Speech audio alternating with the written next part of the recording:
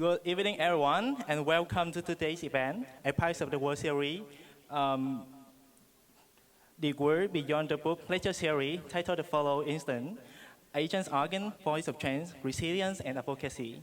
This event is organized to raise awareness about the ongoing struggle faced by the victim of Agent Orange in Vietnam and to highlight the extraordinary story of resilience, strength, and advocacy.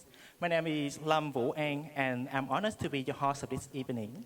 Now, let's begin with this evening with the welcome speech from Scott Friesen, President of Fulbright University, Vietnam. Thank you very much, friends. My role is simply to welcome you to Fulbright University, Vietnam. Fulbright University is Vietnam's first nonprofit, independently governed university. And it's a source of pride that we are independently governed because it becomes a place where we can convene gatherings and friends and networks of people who are interested in some of the most critical and sensitive and deep and issues rich with implications, like the topic that we are addressing this evening. It's also a place where friends who care about Vietnam and its future in the world and its people and their welfare and the implications of its history can come together. And that's a special privilege as I see, people coming together and friends of the university who made this happen. It really touches me that you're able to come here and share so much of your stories. So thank you, welcome. Let's continue this. I appreciate the efforts of the Vietnam Studies Center to convene gatherings on important topics. And I look forward to the rest of the evening. Thank you so much, and please feel at home at Fulbright University, Vietnam. Thank you. Yeah, thank you, Provost. Now I would like to invite Dr. Nguyễn Nam, Director of Vietnam Studies Center, to share his speech. Good afternoon, everyone. It is with great pleasure and honor that on behalf of the Vietnam Studies Center, we welcome Mr. Dick Hughes from Loose Cannon Incorporated, as well as Mr. Nguyễn Ngọc Phương and Ms. Trần Thị Hoan, who will be coming here soon, to Fulbright University, Vietnam. Many of you may already be familiar with his remarkable work, but I want to take a moment to highlight the profound impact that he has had on both Vietnam and the United States. Mr. Hughes is a man with a big heart and of many talents. Not only he is a good Hollywood actor, but he also a dedicated social activist whose life has been shaped by his compassion and unwavering commitment to make a difference. During the Vietnam War, Mr. Hughes chose to stand alongside the most vulnerable, especially the dust of life, bụi đời, in Vietnamese. The young shoe shining boys, offering them hope and practical support. He went beyond the role of a visitor, becoming a source of encouragement and solidarity for many who were living through an incredibly difficult time. His work did not end with the war. Mr. Hughes has devoted much of his life to helping victims of Agent Orange, one of the war's most devastating legacies, overcome the many challenges they faced. His advocacy has brought international attention to their plight, providing them with opportunities for healing and empowerment. But his contributions, not only on humanitarian, Mr. Hughes has played a significant role in fostering reconciliation between Vietnam and the United States, working tirelessly to bridge the gaps left by the war. Through his activism, he has helped build pathways of understanding, healing, and cooperation between the two nations, setting an example of what true reconciliation can look like. Today, in his talk, Follow Your Instincts, Agent Orange, Voices of Strength, Resilience, and Advocacy, Mr. Hughes will share with us stories of incredible strength and resilience, giving voice to those who have survived adversity and continue to fight for justice and healing. Together with Mr. Hughes in this event, we are very glad to have Mr. Nguyễn Ngọc Phương and Ms. Trần Thị Hoan.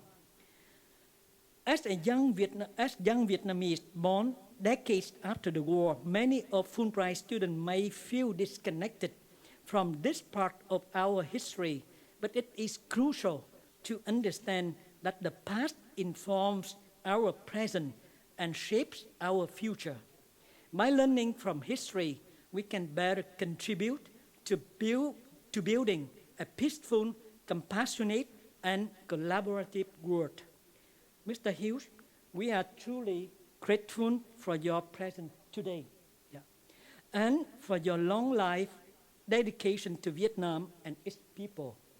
We look forward to hearing your stories, your wisdom, and your call to follow our instinct in the pursuit of justice and reconciliation. Thank you very much.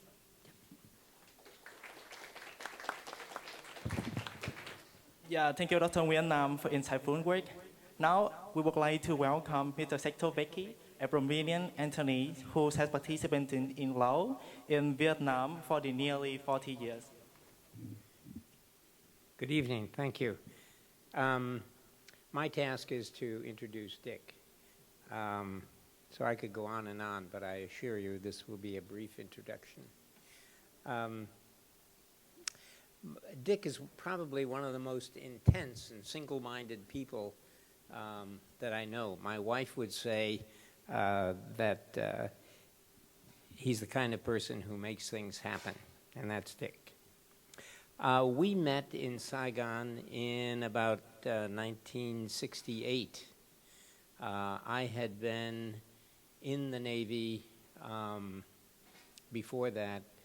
I was discharged and got out of the Navy in 1966, and I came back to Vietnam in Saigon as a civilian.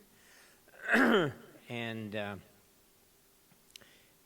soon after that, I had the opportunity to meet Dick. Dick came to Vietnam in 1968. He was against the war.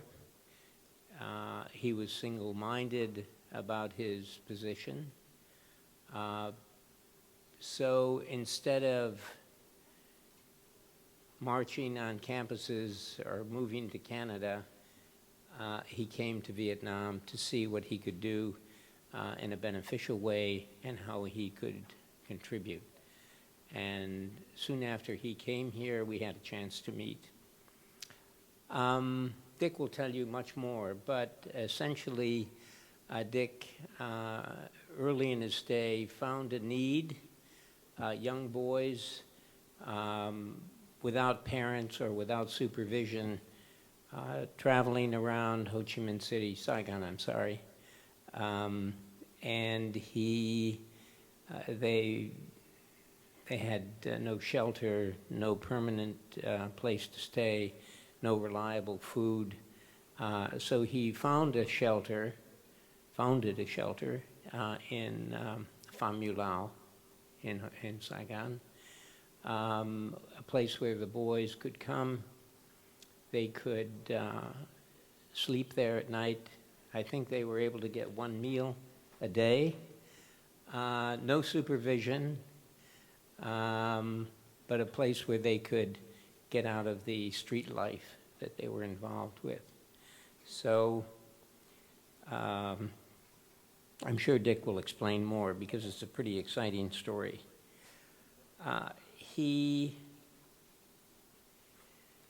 Skipping forward to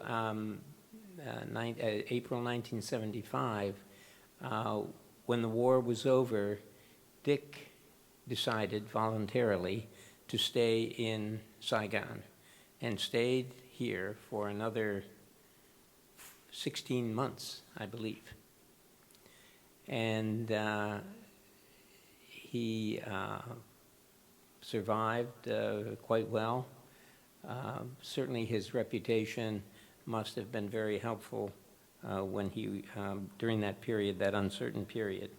He returned to the United States and took up again his professional career as an actor and went to New York, where he still lives. Dick has appeared in many well-known movies, many of which have received awards, including Academy Awards. And Dick is very active still in his profession. In recent years, he's turned his attention to all of the tragic issues surrounding Agent Orange. It's a horrendous problem, as we all know, and it cries out for help. Dick has a very active voice in lobbying the United States government and all of those decision makers who can help to provide relief to some very unfortunate people. So I'm not going to carry on more, Dick, but I'd like to introduce Dick Hughes.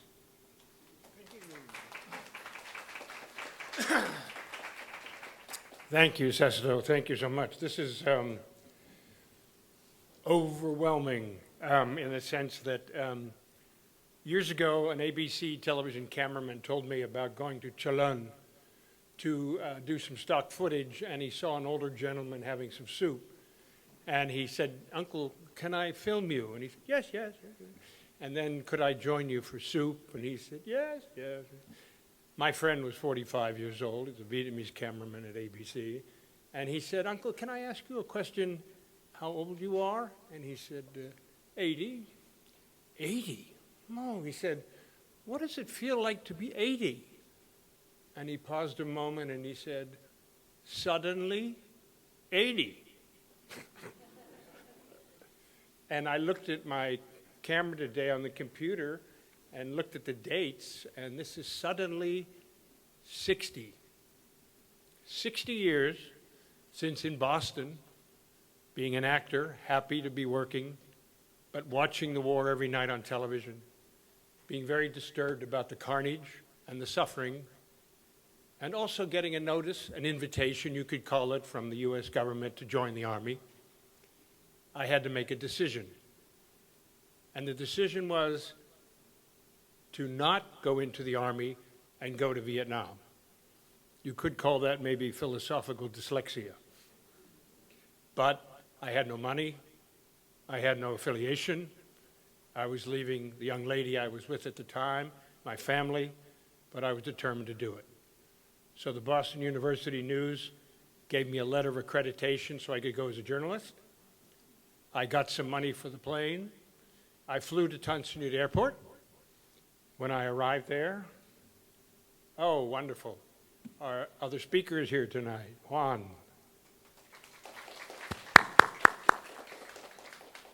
Little delayed by the rain. I landed at Tan Son Nhut. Everybody went through customs, and then everybody disappeared into vehicles, jeeps, cars, because they were journalists, they were diplomats, they were contractors, and I stood alone at Tan Son Nhut in a small arrival area with 5 taxi drivers, all asking me to take the ride into Saigon. Wow. But I took one ride in, and he dropped me at the Rex Hotel in a park in the front, where I was to get my papers for press accreditation. And I happened to notice a group of boys from the ages, I would say, of 9 through 12, 13, playing in the grass, and beside them were some shoeshine boxes. I went back to my papers, but then I felt a presence in front of me. So I slowly looked up, and one of the boys was right there, looking me in the eye, somewhat like a policeman who pulls you over for a traffic violation, and said to me with great authority, in English, "What's your name?" I got out the words, Dick, when he said, "Where do you work, GI or civilian?" I said, "Oh, well, I'm a civilian." And of course that meant I had no boots to be shined, and he ran away. But that planted the seed. Wow, I thought. I started with a general idea of do something to help some people suffering in the war zone, and this might be the chance to do it. And indeed, when I rented a house at Pham Ngulau and De Tam Street that was big enough to house some children with another American journalist, we did invite these children in. And for 1 year, I lived with the Buidoi, as they were called, living in a family atmosphere, a very intimate, loving, and caring environment, absent one important element. It was not a Vietnamese home, and that was the added element that was needed.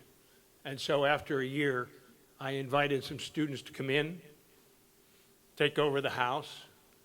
They opened another house and another, and pretty soon there were 6 houses in Saigon, 2 in Da Nang, that included 2 farms, a technical training center, helping at one time 350 children, and over the next 6 years, some 2,000 street children went through those homes.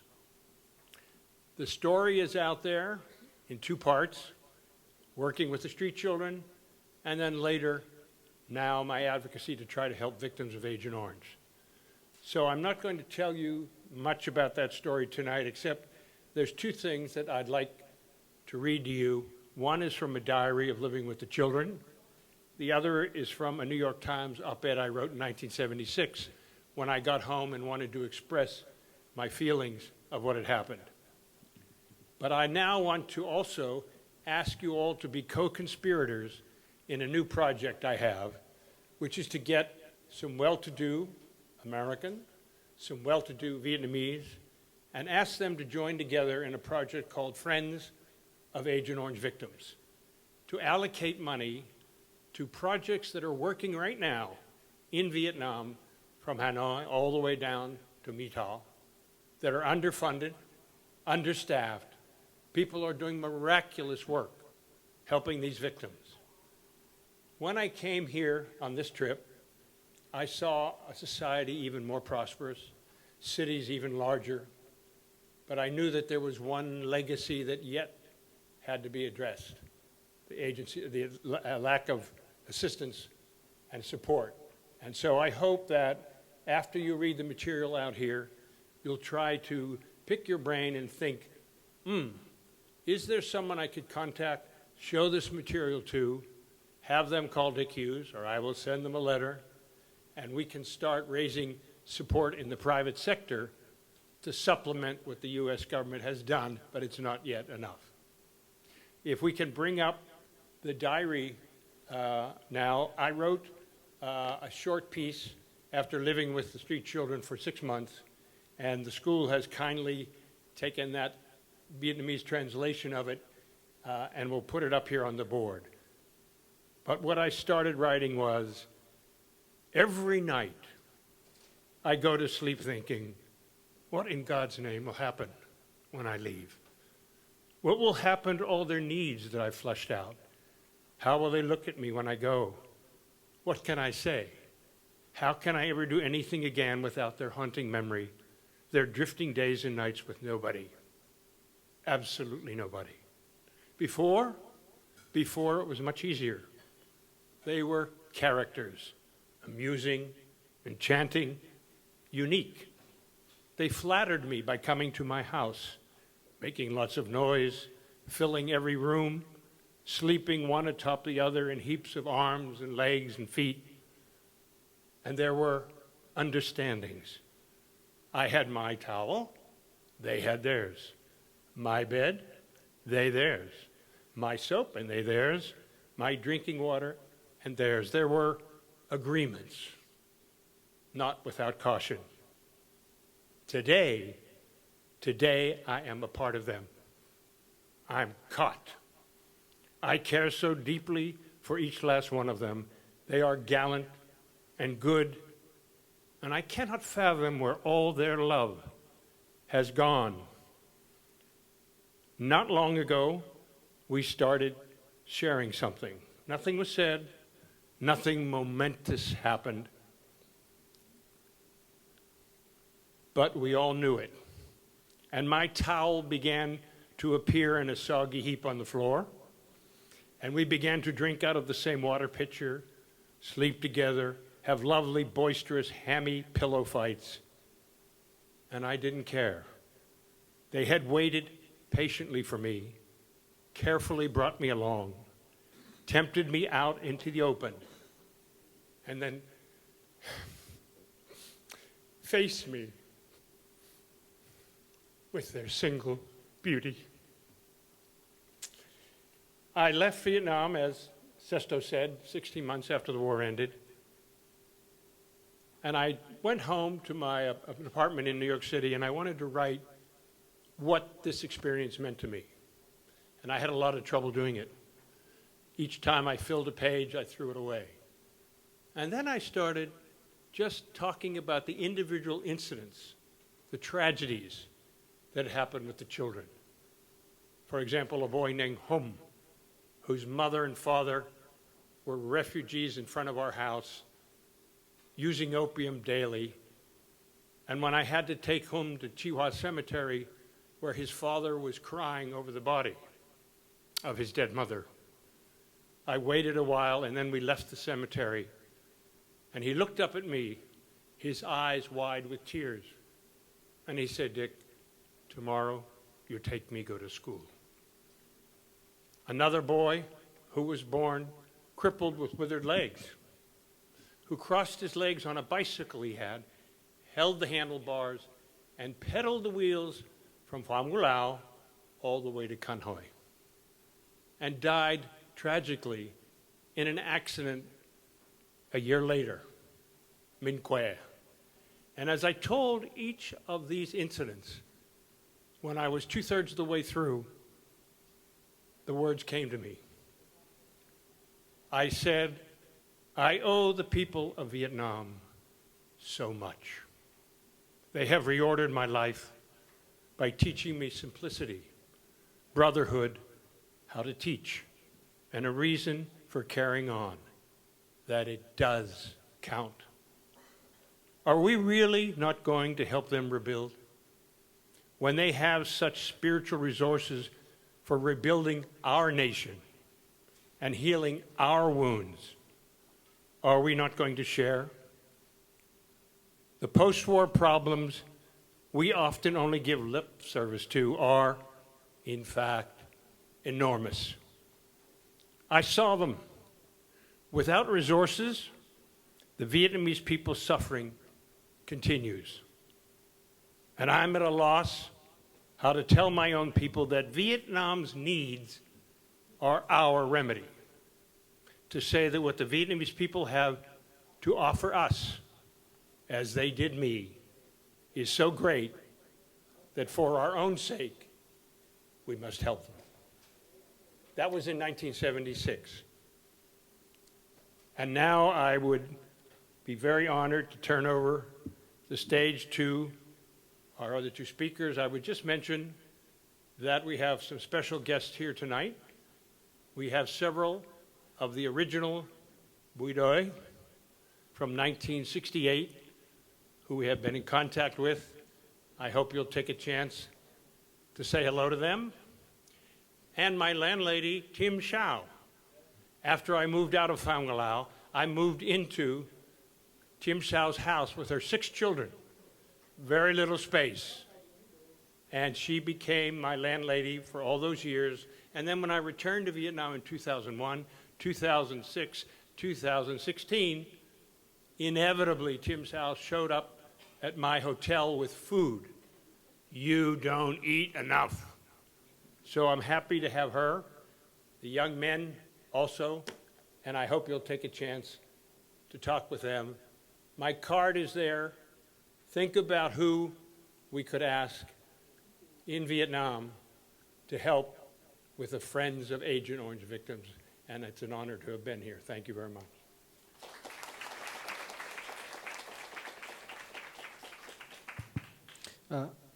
Thank you so much.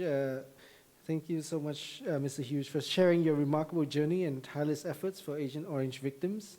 One small thing is I really appreciate that today both President Fitzen and Provost Marsha Franz and also Dean Kathleen Hewitt-Smith are here. We have a lot of support from our academic leadership, so really want to recognize that. Thank you for supporting Vietnam Center activities.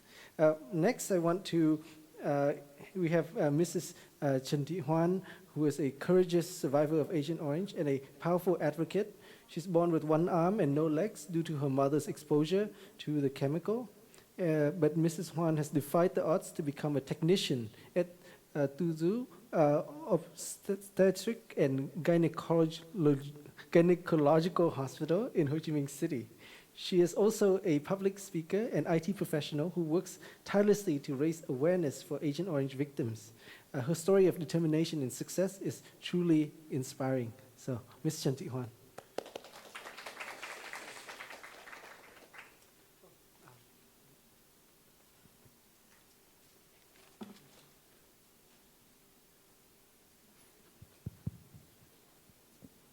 Hi everyone.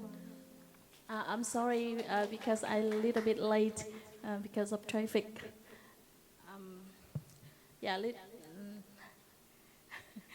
Long time I didn't speak English. Sorry when my English is not good. So, little bit introduce about myself. My name is Trần Thị Hoan and I was born in Đức Linh, Bình Thuận province in a farming family. My mother was exposed to Agent Orange, so that's why I was born without two legs and missing one hand.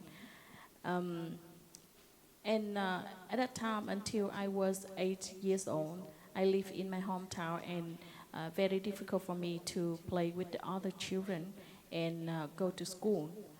And lucky for me, when I was 8 years old, one people introduced to my family about Peace Village in TU Hospital. That is a center to take care of victims of Agent Orange. It was opened by Dr. Nguyễn Thị Ngọc Phượng, a director of TU Hospital. She is the first person to find why the children was born with deformity, and she made decision to open that Peace Village and take care of victims. And I'm lucky to be there. When I get there, I can go to school, get good education, and have a good, a better care. Very lucky for me. I try to listen to my parents and teachers, and I have a good friend, so I can graduate university. And now I have a good job in Peace Village, in TU Hospital. Now Peace Village still be in TU Hospital and still take care of victims of Agent Orange. In the first time when I came there, I was so shocked because I saw many deformity. I feel scared. First time I feel so scared. And the first day I cried so much because only me stay there. My parents leave me. Before that, they say that because I love to go to school, so if I want to go to school, I have to stay here. So they let me there. And I try to overcome everything. You know, I have 4 years, first 4 years I studied at primary school with the the children have deformity like me. So that time I didn't know what the difference be from me and other children. Until when I study at grade 5, I study with the normal school with normal children. So that time I can see many different things between me and other children. I could not play in the rest time. I cannot run. I cannot have a good time to play some game with friends. And have some children, they say some bad things, not bad voice about like I'm a disability. But that time I tried to, I remember after that year, I tried to ask my father, I don't want to go back to school. I don't want to go back to Peace Village because I don't have a friend. Exactly, only have 1 or 2 friends really close to me, and other children that time don't want to play with me because I could not play a game or do something with them. I was so slow, and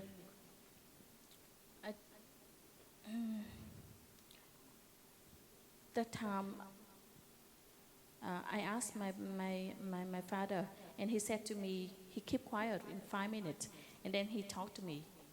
In future, parents will be dying, and only you can take care of yourself because your sister, your brother will marry, and they have their family to take care. They cannot take care of you, so you have to take care of yourself, and you need to go back there. That's the only way to help yourself. So I keep quiet and didn't ask him anything.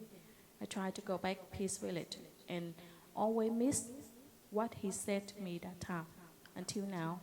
And so now very happy to share with you that I married and I have a good husband, have a good daughter dear.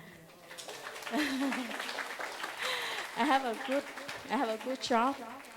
I leave Peace Village 10 years ago. I live by myself because I really want to know what other students do when they leave their family, what they can live in by themselves. So I want to try, and so that's why I asked Peace Village. I want to leave, and I want to live by myself. So and I have a good job, and I'm very happy I can do something to help other children. And a little bit to share about my Peace Village. This is a park of building in a 2U hospital, and in there they take care of, now they are take care of 60 children from 0 years old until now. She is the oldest person in there is 40 years old. And in future, maybe Peace Village will be closed, and Orange Village will be building. That is a big project from VAVA, and they are need helping and donation from everyone to build that. And the children in Peace Village will move there to live. And maybe in that center we'll help some small family like me, a victim family can move there and can live. I have some question. Can ask a student here. I know from my friend that here we have a student here, right? Oh, okay. Can I ask you? Can I ask some of you some question? In your family, do you have any people was born with deformity?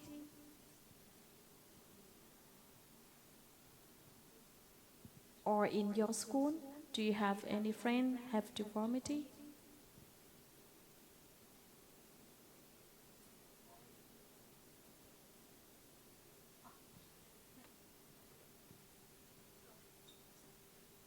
Hi. In my extended family, my two of my nieces are suffering the legacies of Agent Orange because their grandfather have fought in the Vietnam War, and the legacies of that substance passed down to one of my relatives, and then to my two of my nieces. And I have to say that every time I come home during Tet or during my summer break, I can see them and see how the deformity affect their education. Yeah, one of them is in primary school and the other one is in secondary school. Thank you. And I have one more question. How is your niece now? Well, She can go to school?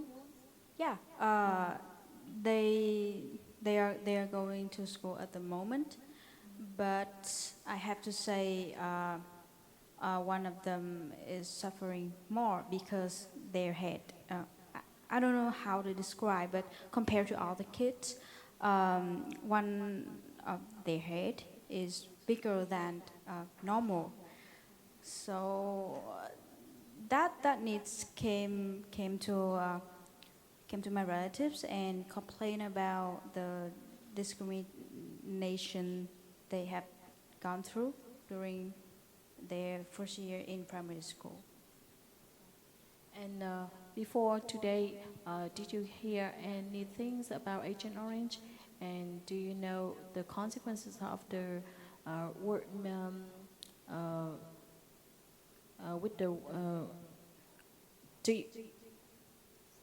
do you know I mean before you come here today and you saw about your niece, and do you know about Agent Orange before that? I have to admit that my understanding of Agent Orange is really limited. I primarily really know about the incident and the consequence of this incident through textbooks and news. Yeah, and thank you so Thanks. much. And here have anyone know about the generation in Vietnam was born with deformity? Do you know?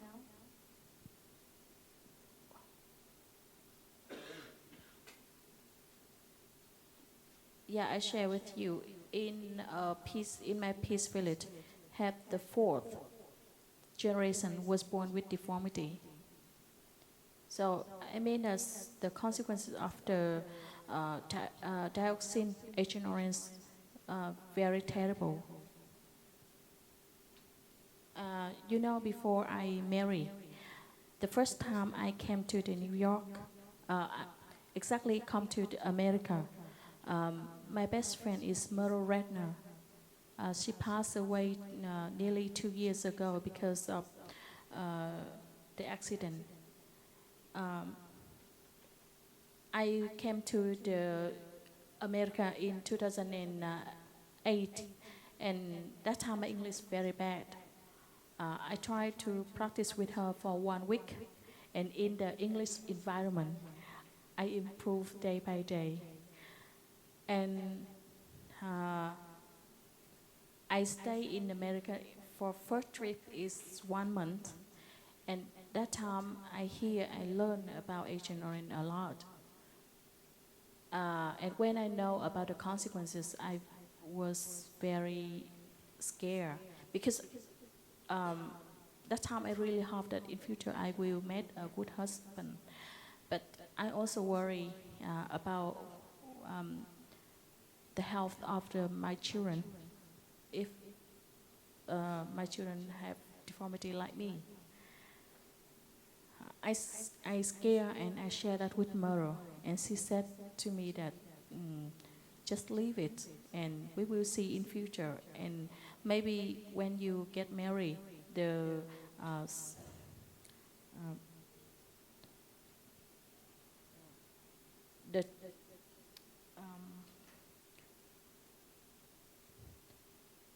technology will be improved and can help your child.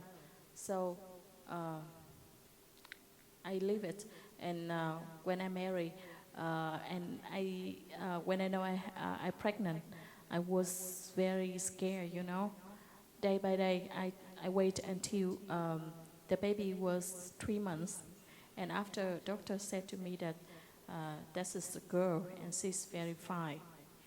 Wow, that is a wonderful thing. My husband family very worried too, and when they hear that, wow, they congratulations to me and my husband, and we're very happy about that.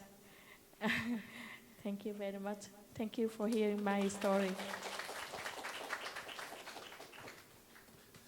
Thank you, Mrs. Hoan, for your powerful and uplifting words.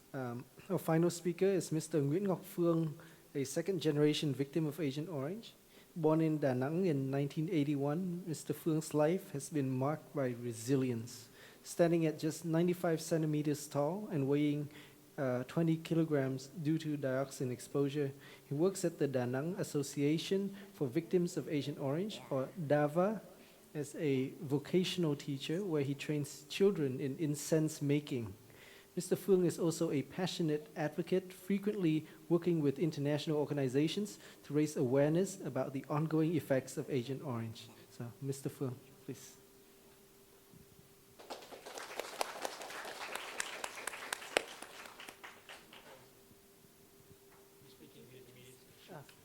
Và đoạn này thì sẽ bằng tiếng Việt và sẽ có người...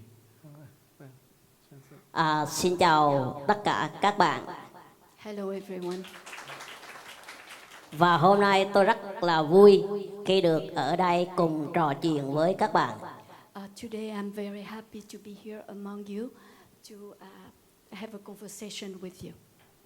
Và xin các bạn hãy dành chút ít thời gian để tôi trao đổi và kể chuyện về cuộc đời của tôi ạ. Please allow me a few moments to share my life with you. Và lời đầu tiên tôi cảm ơn trường Đại học Busan và ông Dick đã tạo cơ hội điều kiện để cho tôi có mặt tại đây trong buổi chiều hôm nay. And I thank the University of Fulbright and Mr. Dick Hughes for giving me the opportunity to be here today with you. Và tôi giới thiệu tên tôi đầy đủ là Nguyễn Ngọc Phương. Năm nay tôi 43 tuổi. And my name is Nguyễn Ngọc Phương and today I'm 43 years old. Và cũng là một thầy giáo đang dạy cho các em bị phơi nhiễm chất độc da cam đang nuôi dưỡng tại trung tâm của thành phố Đà Nẵng. And I'm one of the teachers at the Center for Victim of Agent Orange in Da Nang. Và các bạn nghe tôi kể về cuộc đời của tôi thì tôi mong rằng các bạn cũng có những cái câu hỏi để cho tôi sẵn sàng trả lời với các bạn, và chúng ta sẽ giao lưu để nói chuyện, để hiểu rõ hơn về cái cuộc đời của tôi cũng như là những nạn nhân chất độc da cam của Việt Nam ạ. And I am hopeful that you will have questions for me, so we can understand better about the danger and the danger of the dioxin of the Agent Orange. Lời đầu tiên tôi kể về cuộc đời của tôi. This is the first time I'm sharing my life story. Tôi sinh ra và lớn lên ở tại một vùng quê nghèo của tỉnh Quảng Nam, Đà Nẵng. I was born and grew up in a very poor village of Quang Nam, Đà Nẵng. Nơi đây trước trời chiến tranh thì cũng là một nơi ác liệt về giữa hai bên đánh với nhau, và nơi đây là ngôi làng của gia đình tôi từ nhỏ. And that area was ravaged destroyed by, during wartime, and that is where I grew up all my life, all my youth life, young life. Bố tôi là người bộ đội và tham gia kháng chiến. Sau khi giải phóng về gặp mẹ tôi rồi mới sinh ra 6 người con, trong đó tôi là người thứ hai trong gia đình. My father left for the jungle and fought in the war on the north side of the country, but he reunited with me after the war. And afterwards, subsequently to his return, he fathered 6 children. And em là người thứ mấy quên rồi? Phương is the second child. Tôi xin kể sơ qua về người bố của tôi là khi gặp mẹ tôi, bố tôi sinh ra người anh đầu tiên là một người bình thường, lành lặn, và ba mẹ tôi rất là vui mừng khi đón được một cậu con trai đầu lòng thật là kháu khỉnh. Và sau đó bố tôi sẽ sinh người thứ hai, đó là bản thân tôi, và lúc đấy ông thấy tôi từ chân đến đầu dài chỉ 20 cm, là nó sẽ dài hơn cái lon nước này một chút thôi quý vị ạ. So they were so happy to have the firstborn because the firstborn came very normal, and they were extremely happy. But when Phương was born, he was only about 20 cm long. Và nặng chỉ cái 800 kg. And weighed 800. Yeah, 8 lạng. 8 lạng là 800 gram. I apologize. Trong đó tinh thần của bố mẹ tôi rất là buồn và suy sụp. And they were extremely depressed and heartbroken. Rồi đến khi tôi 3 tuổi, tôi mới chập chững bước đi. And only at the age of 3, I started to walk. I started to learn to walk. Và sau đó ba mẹ tôi sinh ra người thứ 3 và người thứ 4 không bị sao. Đến người thứ 5 là em gái tôi cũng bị nhỏ như tôi. The third and fourth children were born normal, but his younger sister, the fifth one, was born also with with the deformity. Và sau đó ba tôi sinh một người em trai út, là em trai cũng không bị như hai anh em tôi. But the baby child, the youngest child, was born normal. Tức là tôi có một người em gái cũng còn nhỏ như tôi vậy. Yeah, so he has a sister who has the same disability. Nhưng tôi còn may mắn hơn tất cả các bạn nạn nhân da cam là tôi còn được có bộ nhớ, có được trí óc. But he felt that I'm luckier than everyone else, every other victim of Agent Orange, because I have a brain. Và đến 7 tuổi tôi mới được đến trường. Cuộc đời đi học của tôi cũng giống như bạn Hoan cũng đã kể, mà gia đình nhà tôi ngày xưa trên một cái đồi núi. Mỗi khi tôi đi học về mùa mưa là đường nó trơn, nó trợt một cái là tôi lăn từ trên xuống dưới thế này như một quả bóng. Yeah, as Juan described to you, my deformity also caused me quite a challenge. Sometimes when it rains, I will just roll because the road was so slippery.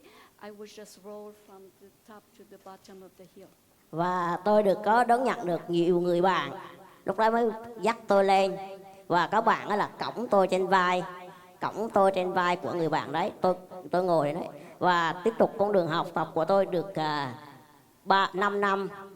Và sau đó là tôi không trường xa, tôi không khả năng, sức khỏe tôi không đi được nữa nên tôi nghỉ học ạ. So, but fortunately, I had friends who helped me, who sometimes would carry me on their back. So I stayed in school, but for 5 years, but later my health deteriorated, so I could no longer go to school. Đến năm 13 tuổi, tôi mới nhìn nhận ra rằng ba mẹ tôi sống trong hoàn cảnh khó khăn, bản thân tôi có người em gái cũng bị như vậy. Từ đó tôi có ý thức rằng tôi sẽ đi học một cái nghề để sau này thì để dựa vào cái nghề đó để mà mưu sinh kiếm sống nuôi bản thân, và tôi quyết định đi học nghề sửa đồng hồ đeo tay ạ. At the age of 13, I realized that I can no longer be able to go to school. So, but I have a younger sister who is also who has the same disability. So I felt that I had to do something. I have to get a trade. So I went into I learned a trade, which is to fix đồng hồ, watches. Và tôi học đồng hồ tôi làm được 3 năm. Thì đến năm tôi 18 tuổi, rồi tôi lặn lội vào Sài Gòn, thành phố Hồ Chí Minh, là tức là ở quận Tân Bình. Tôi đi xin học nghề sửa đồ phụ tùng của xe mô tô, xe máy. So at the age of 18, I moved to relocated to Saigon, and I learned to repair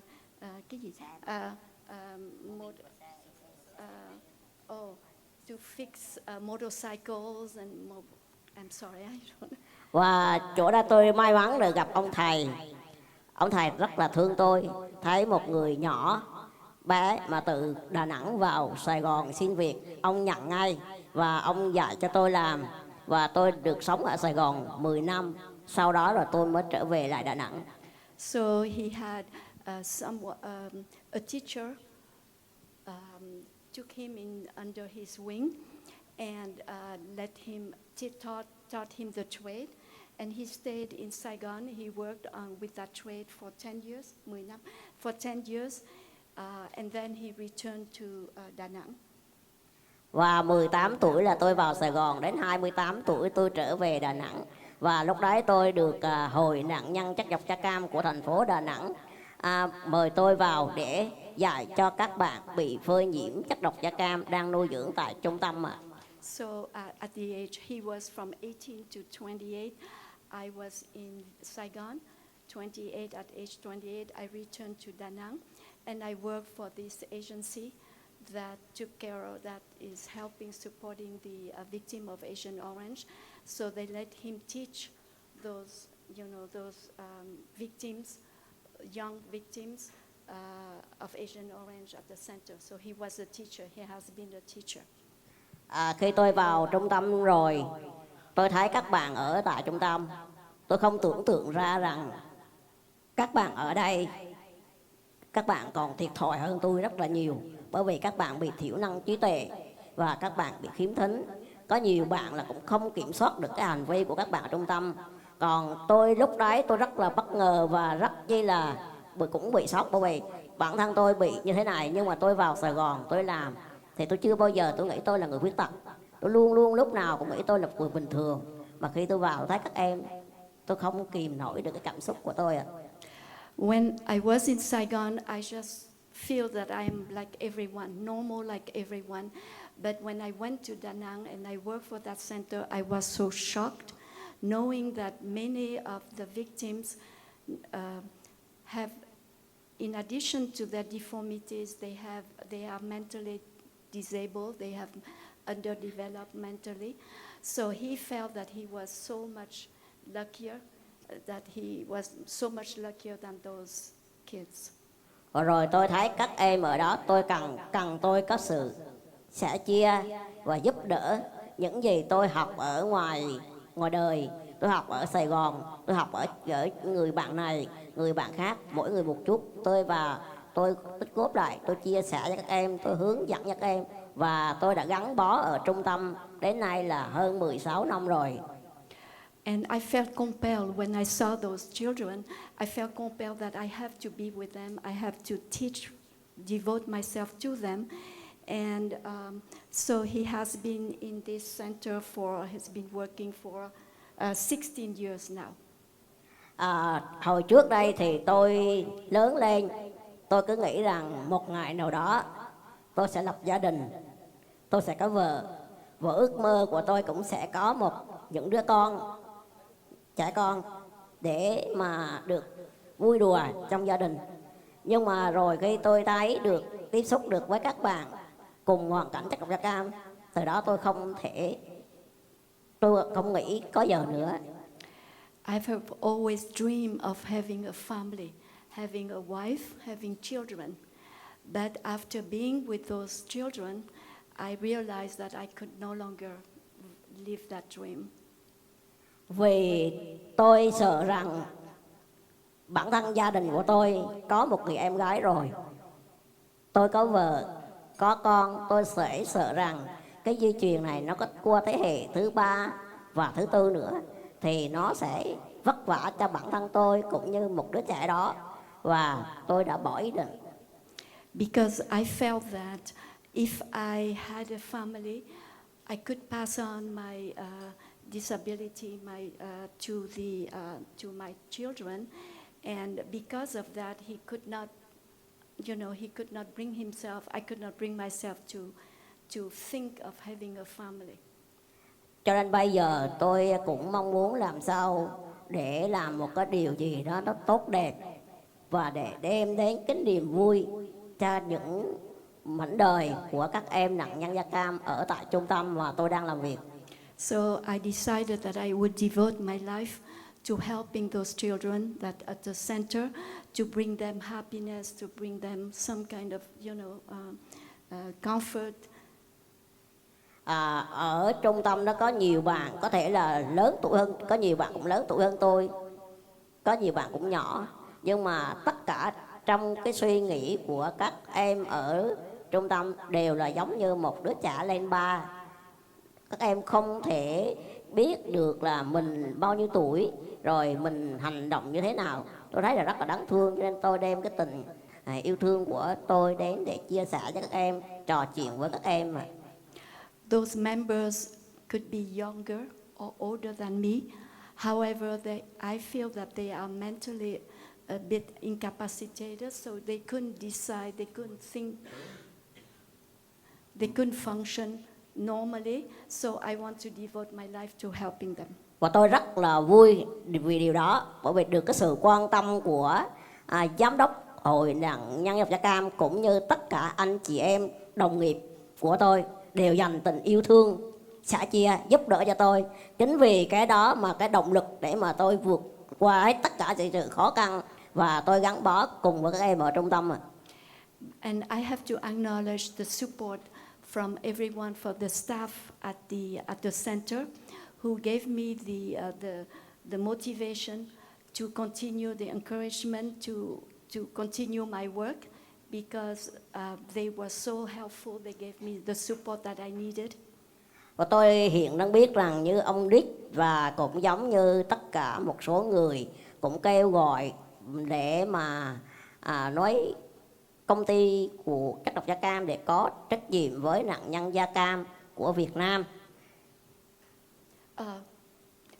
And what did you say? I'm sorry. Em nói sao? Xin lỗi. Em nói lại, anh cứ nói lại rồi chị sẽ. Tôi thấy như ông Dick và cũng như tất cả mọi người, một số người cũng muốn kêu gọi để mà có trách nhiệm với nạn nhân chất độc da cam. Yeah, and he acknowledged also the work of any of you, such as the work of Mr. Dick Hughes, who is promoting, raising awareness about Agent Orange, helping those folks with Agent Orange. Đó là công ty hóa chất dioxin ạ. And that is caused by the dioxin. Vì Sorry, I think what he means is that he wants to put pressure on the companies, the private companies that produce Agent Orange. Yeah. Oh, yeah, go ahead. Thank you. Bởi vì cái thế hệ như ông Dick và cũng như một số người cũng đã lớn tuổi rồi, ông cũng không còn đủ sức khỏe để tiếp tục để mà đi tìm cái chân lý đó cho nạn nhân da cam. And those who support the work on to support the victim of Agent Orange are at the generation such as Dick Hughes, and at the age where they may not be able to continue the work this longer. Và bản thân tôi là thế hệ thứ hai, mà năm nay tôi cũng là 43 tuổi rồi. Sức khỏe và thời gian nó cũng không còn chờ đợi được lâu hơn nữa. Có thể ngày hoặc giờ đây tôi ngồi đây trò chuyện với các bạn, nhưng ngày mai sức khỏe tôi sẽ đi xa hơn, không còn gặp các bạn nữa. And because of my age, I am at the age where, I'm here with you now, but my health is deteriorating, and I may not be able to again sit down and be around you, among you. Nên tôi mong rằng các bạn sinh viên, các bạn một thế hệ trẻ, các bạn có thể là có những trái tim chia sẻ, và các bạn cũng sẽ làm một tiếng nói để làm sao để cho những cái người mà đã gây ra và người có trách nhiệm đối với nạn nhân chất độc da cam của Việt Nam cũng như thành phố Đà Nẵng. So he's looking forward, he's hopeful that the younger generations such as you would continue the work and hold those companies, those who are responsible for the dioxin, for spraying the dioxin, to hold them responsible for what they did. Và tôi rất cần các bạn rất là nhiều, và cảm ơn các bạn đã lắng nghe tôi chia sẻ.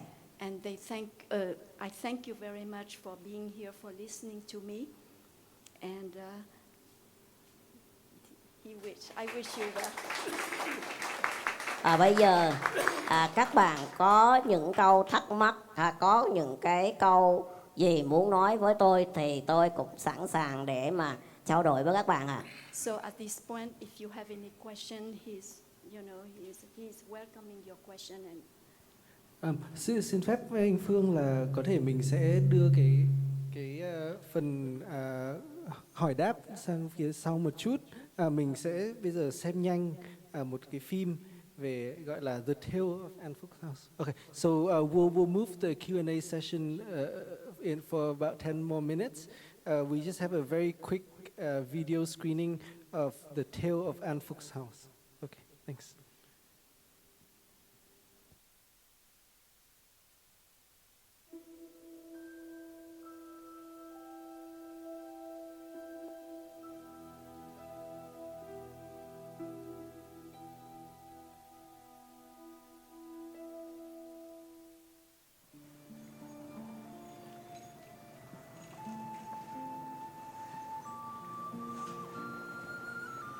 This is the story about the simple life of 20 exceptional young people.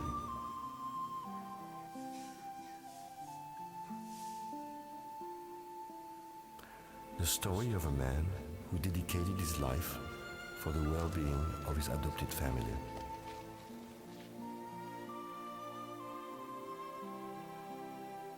A heartbreaking chronicle of faith, love, and joy.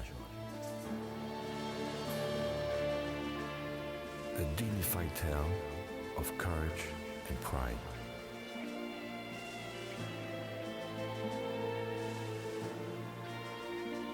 This is the life of 20 young adults whose hardship brought them together under one roof.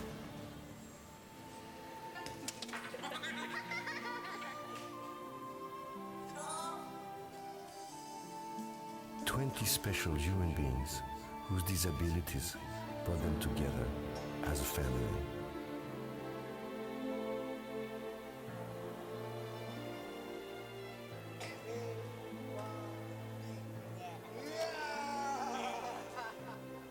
Twenty innocent victims of a horrific and long-forgotten war crime.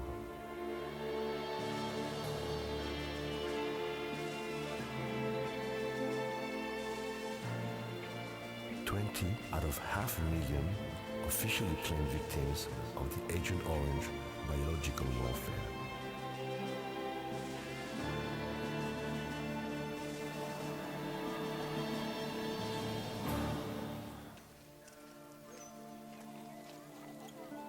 This is a film about friendship, compassion, and happiness.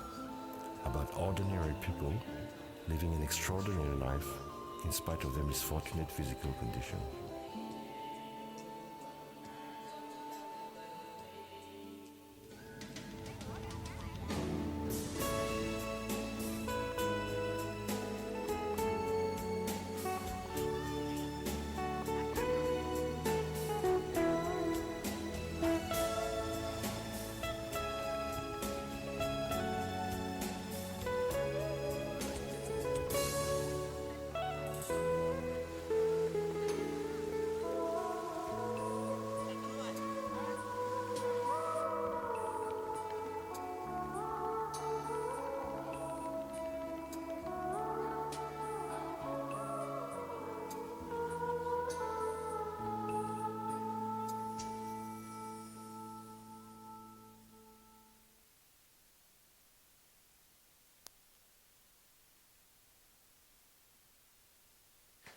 Thank you so much for that. Okay, so now we're running a little bit behind on time, but because we started a little bit late, but I hope you're well fed and in good spirits, and I know you have many questions. So if I may, I will take 2 questions at a time in the interest of time, and our speakers, and you can ask it in Vietnamese or English, okay?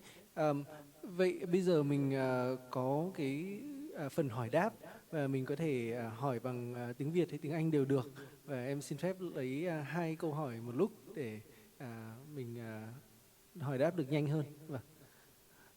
Any questions from the audience, please? Just raise your hands.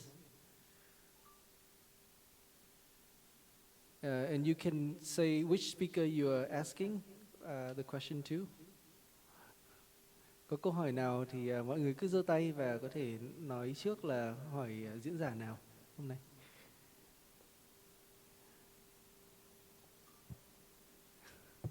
Any question? Okay. If not, maybe I will start with my own question first. Qua câu hỏi của bạn tôi xin được trả lời. Thì nói ra thì nói không tức giận thì nó cũng không đúng với cái tâm của mình. Nhưng mà tôi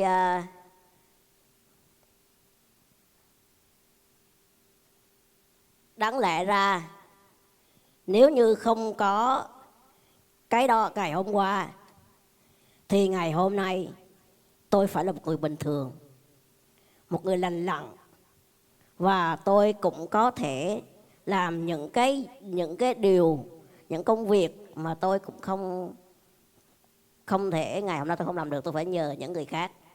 Chẳng hạn như tôi cũng có thể là tham gia vào môn thể thao, tôi rất thích đá bóng này, hoặc là chạy bộ này, nhưng mà đối với tôi những cái đó bây giờ không thể đáp ứng được.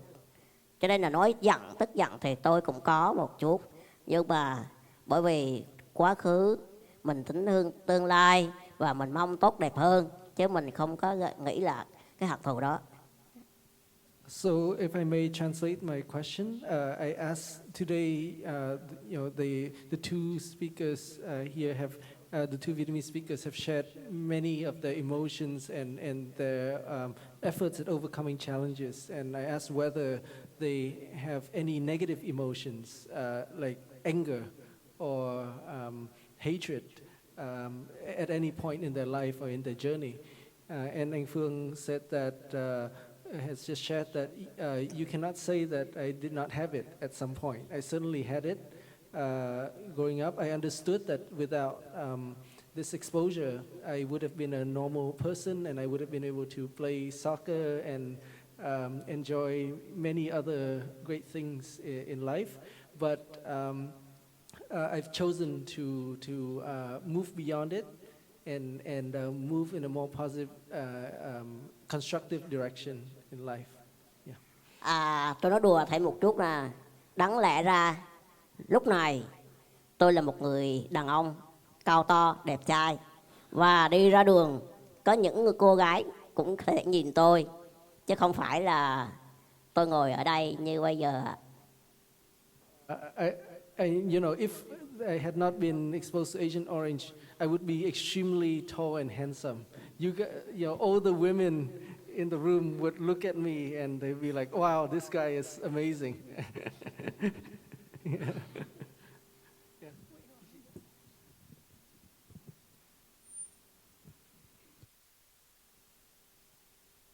Yeah, I will answer your question. In 2008, first time when I came to the America, I met many veterans, American veteran. They say sorry with me, and they also share that they get the help from the U.S. government already, but their child and grandchild have nothing, and they try to continue to ask justice for their children. With Vietnam, but Vietnam veteran and children, young generation was born with deformity, have nothing from the U.S. government. So we sent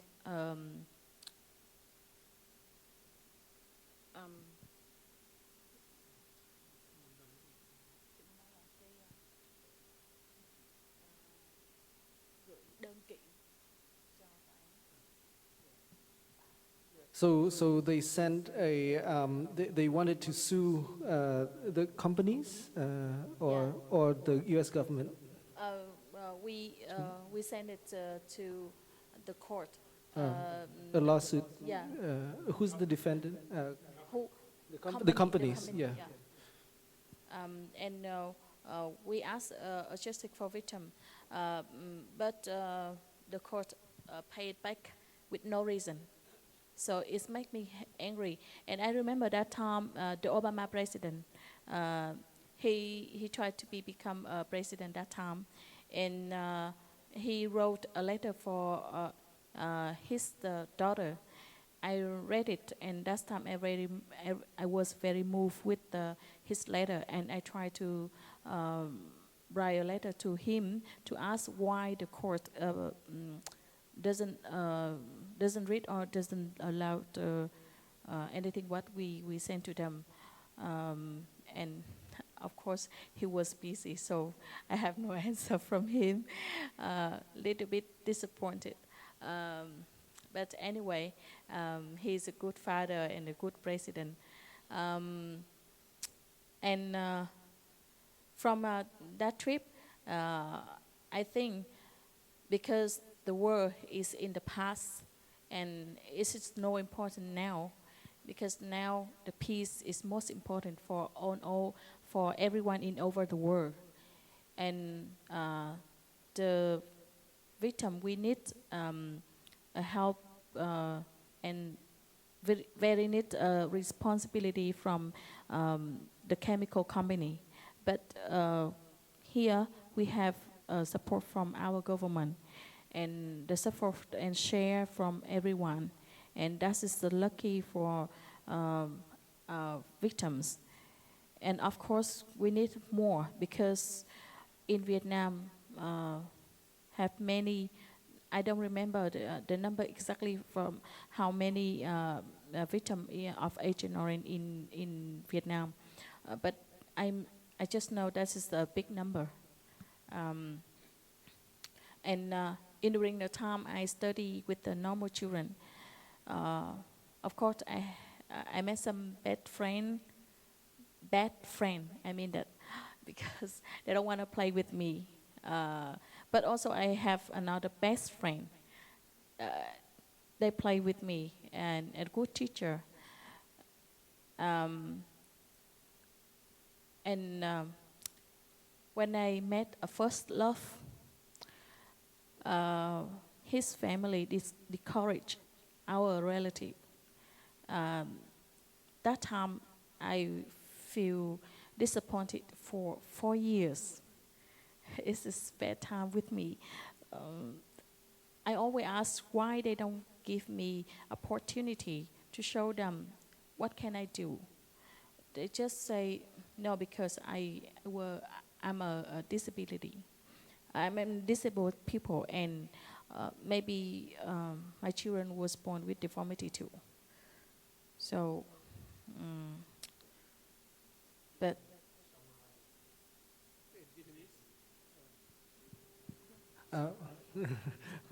Vâng, nói ngắn hay là chị? yeah, my first love is Vietnamese. So everyone want me speak English or nói câu Việt.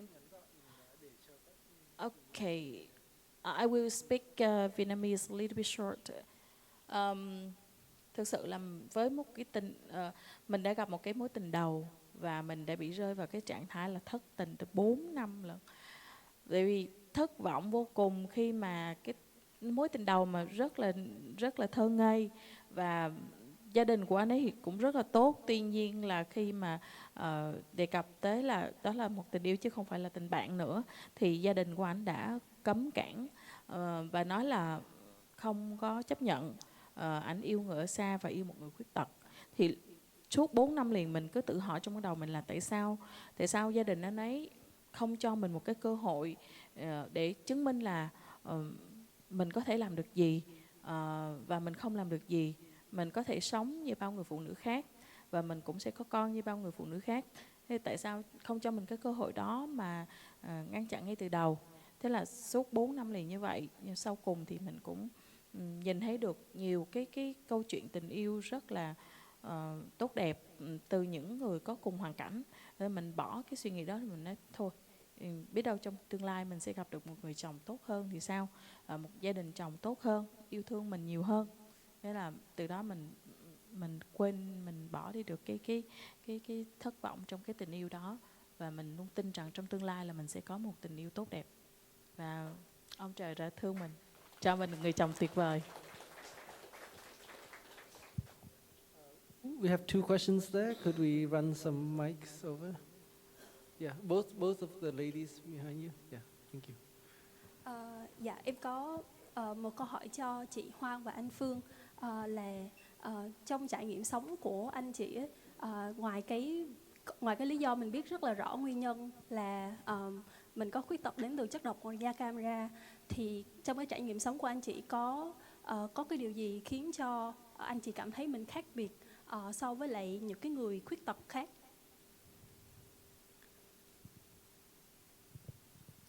Dạ, em xin hỏi câu tiếp theo là vừa nãy em có nghe chị Hoang có đề cập tới vấn đề là những cái hoạt động của chính phủ có hỗ trợ ấy, nhưng mà em đang hình dung là nó liên quan tới việc kêu gọi sự giúp đỡ để mà nhờ gọi là những cái công ty chất độc màu da cam họ có trách nhiệm.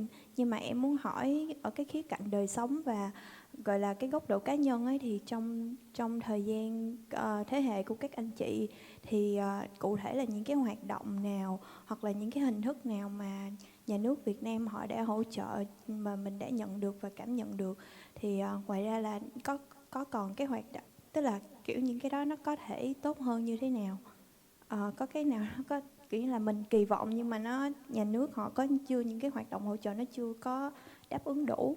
Và đối với anh Phương thì em có biết anh đang làm giáo dục ấy, thì em muốn hỏi là trong cái quá trình anh làm việc với các bạn học sinh thì có những cái hoạt động nào mà họ đang hỗ trợ cho những cái bạn hiện đang bị phơi nhiễm, mà các bạn nhỏ hiện tại ấy? Yeah. Thực ra thì khi mà đến với làng Hòa Bình là sorry, I will speak Vietnamese with the student a little bit because more easy. Năm đầu tiên khi mà đến với làng Hòa Bình thì thực sự chị không có chị nhìn thấy cái sự là có rất là nhiều cái hình ảnh khuyết tật đập vô mắt của mình, nhưng mà lại không biết nguyên nhân là vì sao. Nhưng mà đến năm 2008 thì là bắt đầu khi mà có cái lời mời đi qua Mỹ để chia sẻ về cái câu chuyện, và lúc đó mọi người cũng đi tìm hiểu nguyên nhân tại sao mà chị sinh ra lại bị khuyết tật như vậy, thì mới biết nguyên nhân của chị đó là bị từ chất độc da cam. Tại vì cái vùng Đức Linh là nó cũng bị rải chất độc da cam, và cái địa điểm, cái vùng đầu tiên mà thật ra là ba mẹ chị là nguồn gốc là từ Thái Bình, di cư vào trong Bình Thuận năm 1981, rồi hai chị đầu thì một chị được mang thai và sinh ra ở ngoài Bắc, chị thứ hai thì mang thai và sinh ra trong Bình Thuận. Và từ đó trở đi là mẹ chị nhiều lần mang thai nhưng mà bị sảy thai, không biết nguyên nhân. Sau khi mà sinh chị ra thì cảm thấy cái vùng đất khai hoang của ba mẹ chị ngay tại Bình Thuận đó nó không có tốt đẹp. Kiểu mình mê tín mình là nơi đó không có lành, cho nên là ba mẹ chị quyết định là di dời sang một cái vùng đất khác cũng trong khu vực đất Linh thôi để sinh sống. Thì một cái gia đình khác họ thấy cái mảnh đất của ba mẹ chị bỏ trống thì họ mới đến đó họ sinh sống, và họ sinh ra hai người con cũng bị khuyết tật. Và cái khuyết tật của hai người đó là bị cứng đa khớp, chân tay cứng đa khớp, tức là tay chân co quắp lại, không có thể cử động được, chỉ có cái đầu óc bình thường thôi, và họ chỉ có nằm trên giường và nhận sự chăm sóc của người khác. Đến năm 2008 khi mà đi qua Mỹ thì lúc đó mới hiểu được là nguyên nhân mình vì sao mà sinh ra bị chất độc da cam. Rồi biết cái hậu quả của nó thì mới bắt đầu lo sợ đến cái vấn đề tương lai là khi mà mình có em bé thì sẽ như thế nào. Đó là những cái gì mà chị biết về chất độc da cam và những cái sự khác biệt. Rồi cái 4 cái năm liền mà tiểu học khi mà học chung với các bạn cùng hoàn cảnh thì lại cũng không có nhận ra cái sự khác biệt. Tại vì tới giờ ra chơi các bạn cũng chơi, mình cũng chơi, các bạn tham gia thể dục mình cũng thể dục, nhưng mà khi lớp 5 thì sao? Không, giờ ra chơi, thậm chí là giờ lên lớp cô giáo phải sắp xếp cho chị là đi lên lớp trước các bạn, phải có một bạn dìu chị lên cầu thang nữa kìa. Tại vì trường nó bình thường cho nên đâu có dốc đâu, không có thang máy, cầu thang không à, cho nên chị phải leo cầu thang. Nên thành ra là có một bạn dìu chị lên trước, rồi tới giờ chơi cũng không xuống được. Rồi giờ thể dục ngồi nhìn các bạn không à, buồn lắm. Nhưng mà rồi sao? Rồi mình cũng quen đi, mình nghĩ mình thấy sự khác biệt lớn của mình á, thôi về nhà thì mình có mấy anh chị em trong làng Hòa Bình, mình chơi với nhau vậy thôi. Đó. Còn tới câu hỏi thứ hai của bạn, chị xin trả lời nhanh. Về hoàn cảnh của riêng chị thì chị nhận được từ chính phủ. Chị được biết là chính phủ mình có cái chương trình giúp đỡ không chỉ là nạn nhân da cam không đâu, mà là người khuyết tật và cả người lớn tuổi nữa. Thì đối với người khuyết tật á, thì chia ra nhiều mức độ, và khi mà để hưởng được chính sách của chính phủ thì sẽ đi làm cái kiểm tra sức khỏe để xác định xem là mất khả năng lao động bao nhiêu %, thì căn cứ vào đó sẽ có cái mức hỗ trợ khác nhau. Như chị đây được hỗ trợ một tháng mà hiện tại đang là 1,5 triệu. Còn thực sự cái con số đó là không nhiều. Cái đó là riêng của chính phủ mình đối với người khuyết tật. Còn ngoài ra thì có một cái hội tên là Hội Nạn nhân chất độc da cam Trung ương đặt tại Hà Nội. Thì Hội Da cam Trung ương này có chia nhỏ những nhánh gọi là Hội Nạn nhân da cam ở các tỉnh thành. Thì từ Hội Nạn nhân da cam Trung ương có rất là nhiều chương trình, ví dụ như là chương trình con bò vàng, đại loại là giúp cho gia đình đó có vốn, có con bò hay là con trâu để cày cấy hoặc là làm việc, hoặc là giúp đỡ hỗ trợ vốn, hoặc là có những chương trình thăm hỏi. Rồi chị biết là có rất nhiều dự án, nhưng mà tại vì chị không phải là một thành viên chính thức của Hội Nạn nhân da cam, cho nên là chị không nắm hết nhiều cái tên chương trình.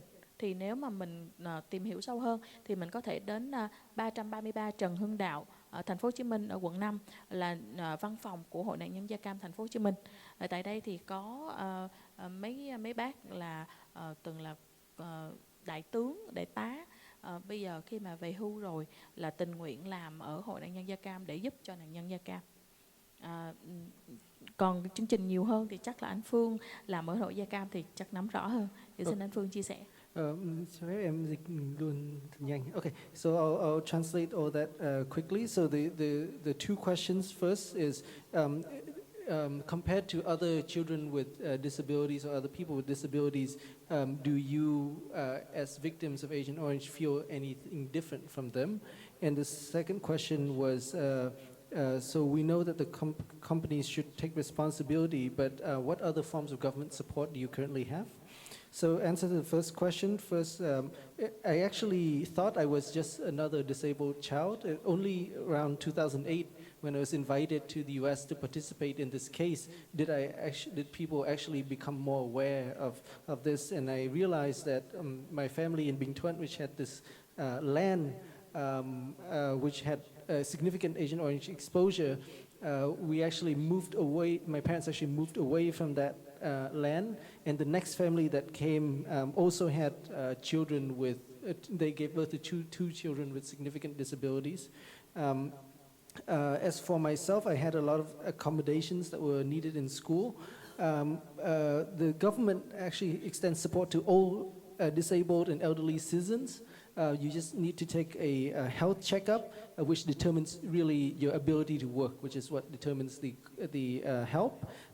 What I get is a monthly support of 1.5 million Vietnam dong, which really doesn't seem like very much. However, there's a Vietnam VAVA, like the Association of Victims of Agent Orange, which has a national branch and local branches, which has many programs extending credit visitations and other programs to help victims. I'm not an official member, so I don't know all the details, but if you really want to know more, you can visit 333 Trần Hưng Đạo Street Avenue in District 5, which is the local headquarters run mainly by retired military officials. And anh Phương, please. Tôi xin bổ sung thêm về cái chế độ của chất độc da cam.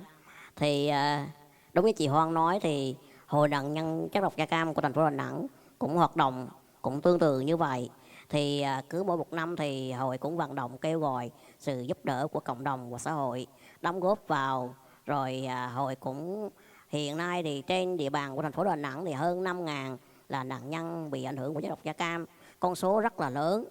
Cho nên hội cũng luôn vận động kêu gọi sự giúp đỡ đó, rồi cũng tạo ra cho những cái gia đình ở địa phương là cũng tạo ra những cái các bạn mà có thể học nghề thì có thể là đào tạo nghề, cũng như là mua sắm những cái trang thiết bị để các bạn đó để mưu sinh.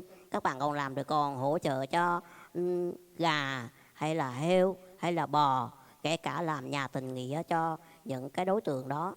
Đó là cái sự, cho nên cái sự nỗ lực của Hội nạn nhân chất độc da cam của thành phố Đà Nẵng rất là lớn, và kêu gọi để mà cộng đồng chung tay góp sức chia sẻ thì Hội nạn nhân chất độc da cam Đà Nẵng mới phân bổ về cho các cái địa phương. Còn ngoài ra những cái ngày tháng như trẻ em thì mùng 1 tháng 6 thì cũng có những cái phần quà gửi đến về địa phương cho các em, và những Tết Trung Thu và những Tết Nguyên Đán của truyền thống của chúng ta thì hội luôn luôn lúc nào cũng hướng về sự giúp đỡ, chia sẻ, động viên cho những cái gia đình ở địa phương ạ.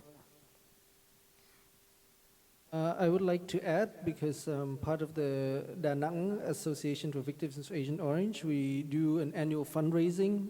We have about 5,000 victims in Da Nang, and we are able to get quite a lot of support. And with that funding, we give vocational training, is what he does, help with livestock acquisition, so cows, chickens, and so on, and also with home building.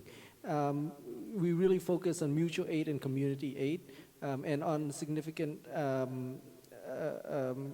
days like Children's Day, Mid-Autumn Festival, Tet, we also have gifts and so on to support.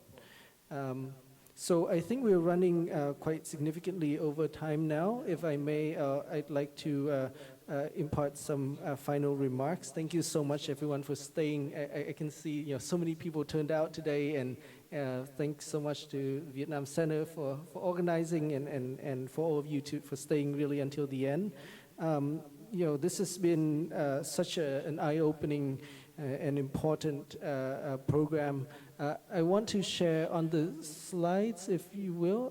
There's actually okay, so that'll come up. I have been involved in the making of a documentary called The People vs. Agent Orange, which followed the work of Madame Trần Tố Nga and her case in France to try to get the chemical companies to bring them to take responsibility and to provide compensation for victims, and also following the case of American activists who've been sprayed by surplus Agent Orange after the war as well in Oregon. In fact, I want to tell you that on the 5th of November, Chentonga will be back with her theater troupe, which has been touring France, and at IDCAF on 28 Lê Thánh Tôn, District 1, you can go on the Facebook page and purchase like a ticket for her life story. To be honest, you know, so I've been doing a lot of work researching about legal challenges. There's been a lot of work done by great people here. Fulbright also collaborates with the U.S. Institute of Peace in this youth leadership program, which looks at war legacies. And so in that, we do a lot of research and social awareness work, especially among youth of both Vietnam and the United States. And you can see sometimes there's a lot that people don't know, like when Chị Hoan was sharing, actually many victims didn't even know that they were victims of Agent Orange until like 2008, which was a legal case, which was rejected by the U.S. Supreme Court for hearing. So these activities are all important. Diplomatic, government lobbying, that's what Dick Hughes does also extremely well, and that's what many of our partners, you know, at Fulbright in the U.S. Congress do. That's all really, really important. However, really what we're hearing, I think, is really remarkable stories of private fundraising and also community building. You know, community work, mutual aid, right? These are things that are also, you know, alongside all those other things, so extremely important. And I'm just so grateful to have to be able to hear from your stories, and I'm so grateful for your continuing efforts in these directions. So thank you so much once again, everyone, and I hope we'll keep the conversation going. Thanks.